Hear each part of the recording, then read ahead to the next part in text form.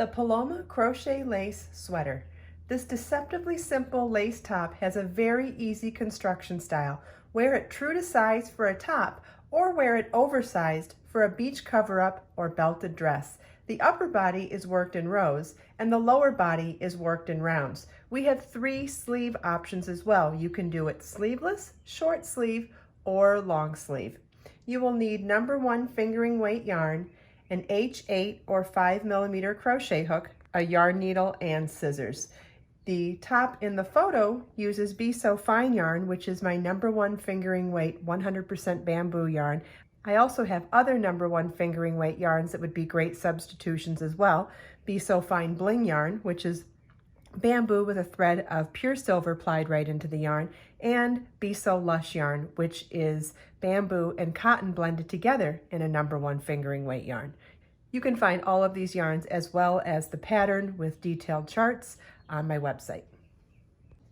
Okay, so this is the reduced size sample of my upper back, and I want to refer back to the pattern chart before we start the upper front. Adding that second miniature set of foundation ovals in the center here is what's going to give us an opening to have a space to put your head. You can adjust the amount of foundation ovals here based on your personal preference. Do you want your neck opening to be wide? Do you want it to be narrow? The number of foundation ovals you place here is going to determine how wide you want your neckline to be. Do you want it to come off the shoulder? Do you want it to be close? It doesn't matter. The pattern suggests 12 for a wide open neckline, but if you want less, do less. Try it on and see how comfortable you are with the neck opening, and it's very easy to adjust.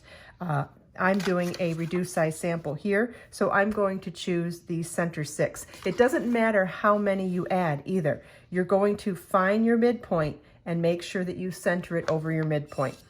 Okay, so in my reduced size sample here, I have 12 foundation ovals from my setup row for upper back. So to work foundation ovals over the center 6, I'm going to tie my yarn to my crochet hook first of all. And it doesn't even matter if you work this section in a multiple of the stitch pattern. It doesn't matter how many you could add. Anything, any number, doesn't matter. But because I have 12 here and I want to work over the middle 6, I'm going to count over 3 and join with a slip stitch into the 4th foundation oval. I like to join into the end of it. So we'll join with a slip stitch, and then I'll make 6 foundation ovals, chain 4, and treble crochet into the 4th chain from my hook.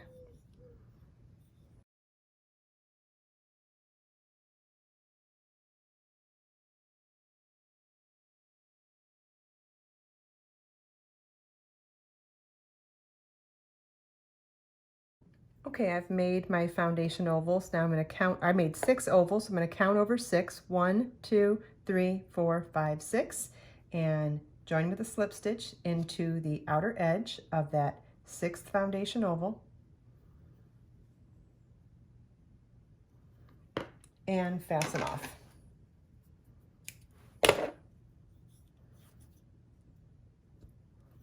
Okay, so now we're going to, when we work our first row of the upper front, we're going to work it into the free loops of the foundation ovals from the upper back, only in the middle section, we're not going to work over the ones we worked in the back. We're going to work over these new ones so that as we work this row, we're going to maintain an opening for the head. Isn't that awesome? So we joined these right here. So now we'll work row 1 of the upper front, and you'll see that it's very, very similar to the upper back now, as long as you realize that you are working into these foundation ovals, not the free loops of the ones underneath them. So row 1 begins with joining with a slip knot into the 1st foundation oval, chain 3, and double crochet, chain 2, and 2 double crochet in the 1st oval, chain 2, single crochet in the same foundation oval, chain 2, 7 double crochets in the next foundation oval,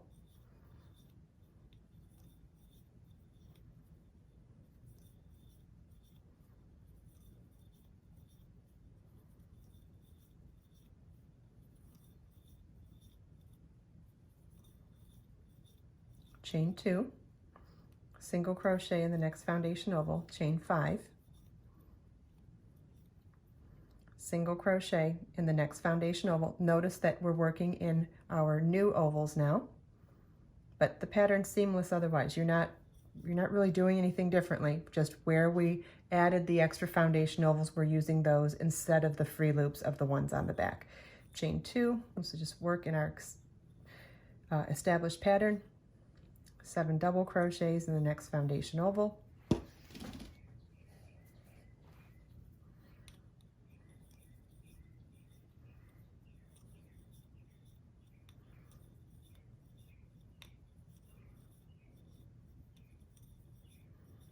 chain 2, single crochet in the next foundation oval, chain 5, single crochet in the next foundation oval,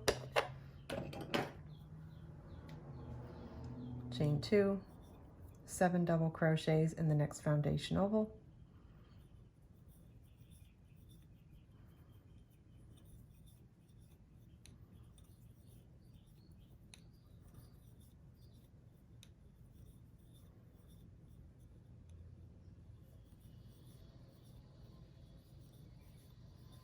chain 2, single crochet in the next foundation oval,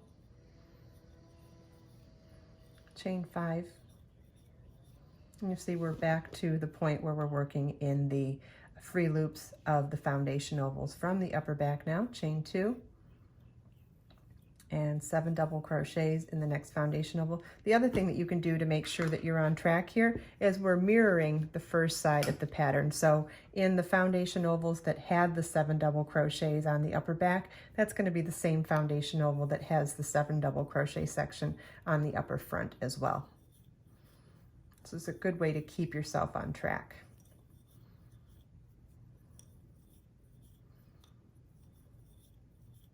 Chain 2, and then in that last foundation oval, single crochet, chain 2, and 2 double crochet, chain 2, 2 double crochet.